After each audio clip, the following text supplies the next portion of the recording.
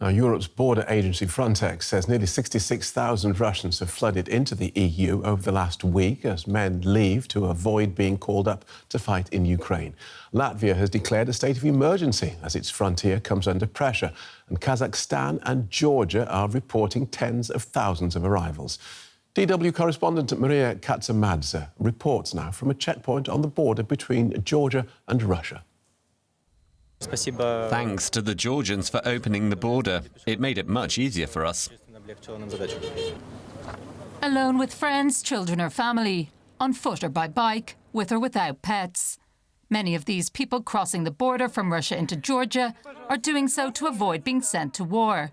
DW's Maria Katsamadze went to meet some of them. Since the start of the mobilization in Russia, this checkpoint in neighboring Georgia has been working in an emergency mode. Thousands of Russians have already entered the country, trying to escape the war in Ukraine. Russian men, along with their families, spend days and nights in queues stretching for kilometers, most of the time without food and water, the price that they are willing to pay just to avoid going to the battlefield. Ilya spent 3 days on the road. Moscow to Apse, Vladikavkaz, first by train, then by bicycle. This is how he crossed the border into Georgia. I cannot support what is happening in Russia now. I am against Putin's policies. I am against this war. I think it makes absolutely no sense. I was actually supposed to go to Japan for a permanent residency in 6 months, but I decided that if everything closes down, there won't be any Japan.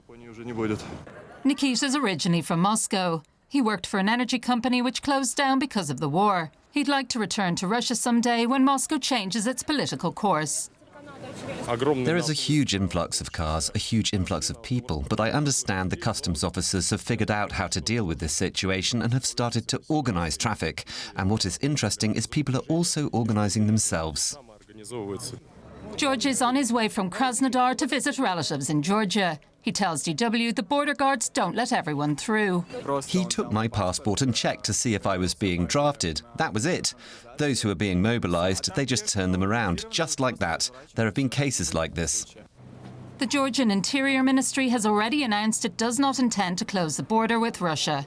The Russian Federal Security Service has already deployed military personnel and an armoured personnel carrier to the frontier to stop Russians fleeing their mobilization orders. Let's join Igor Kuroptev, who's director of the Free Russia Foundation in South Caucasus. He joins us from the Georgian capital, Tbilisi. Full disclosure, Mr. Kuroptev also has a commercial relationship with Deutsche Welle. He was at the border between Russia and Georgia last night. Welcome to DW. What did you see there?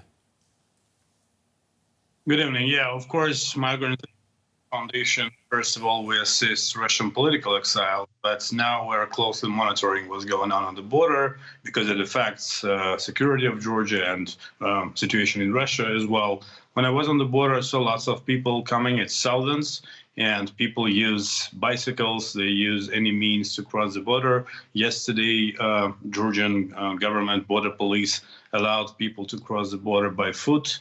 So many people just leave their cars far away and go by foot to cross the border and to leave Russia as soon as possible, not to go and die or kill someone in Ukraine.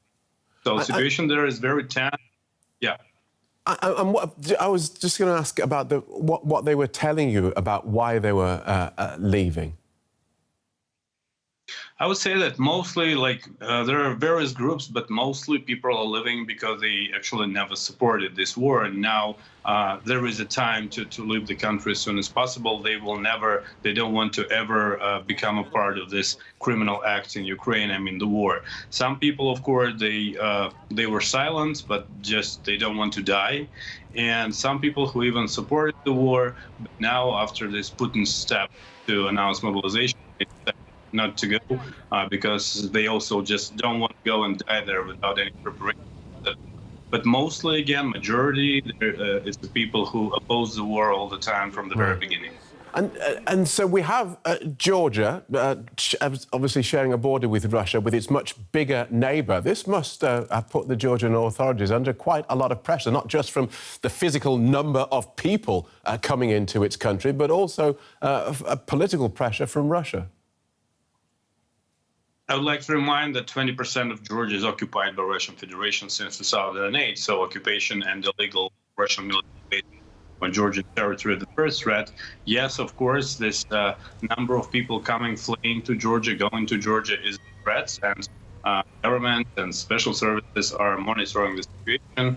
At the moment, there are no indications of some danger issues, but of course, such a big amount of people in the country of 3.6 million people, it's a lot. And of course, it increases Russian influence in Georgia. So Georgian society is now demanding to close the border. Right. Thank you for joining us, Igor Koroptev from the Free Russia Foundation in South Caucasus. Earlier, I talked to Corneli Kakachia. He's director of the Georgian Institute of Politics in the country's capital, Tbilisi. I asked him if he sees a noticeable surge in Russian arrivals. Yes, I think this is already visible because we don't have exactly the figures because almost every day we have more influx of Russian citizens. But before that, for instance, weeks ago, there was some sort of estimation that we have already 150,000 Russian citizens in Georgia. And that's a huge number if you consider that Georgia is a small country, it just has a population 3.5 million. And also, because we have a visa-free regime with Russia, basically state authorities not really able to control who is actually entering to Georgia from the Russian-Georgia border. Given Georgia's own difficulties fending off Russian military encroachment, how do people there feel about the influx of Russians seeking safe harbor in Georgia? Yeah, if we talk about the people, of course, there are some people who actually see it maybe positive way, but there are some people, and more now, the people who see this with a lot of concern, which is a little bit different than the government position. With Georgian government basically doesn't see any problem with this influx. They see it as an opportunity because they, according to them, these Russian citizens, they bring some investments here. There was already like a dozen of Russian companies registered here. But the problem is that what Georgian government is missing here is that they see just short-term gains, but they don't see the, for instance, risks which may emanate in long term or in medium term. And I think the Georgian citizens here are very, concerned, especially there's a different angle of this issue. There's a security issue because we know that some of these citizens, especially the new ones, which just arriving now in Tbilisi, most of them, they actually had a military service already. That's why they're escaping, right? So, but we don't know what is their, aims in this country and what will be their reaction to the future plans of Russia. So I think there's a little bit ambiguity and people are more concerned because people really want to have some sort of strategic vision from the government before it becomes a problem, because so far we didn't have any major incident between Georgians and Russians, but I think people are a little bit concerned about this issue.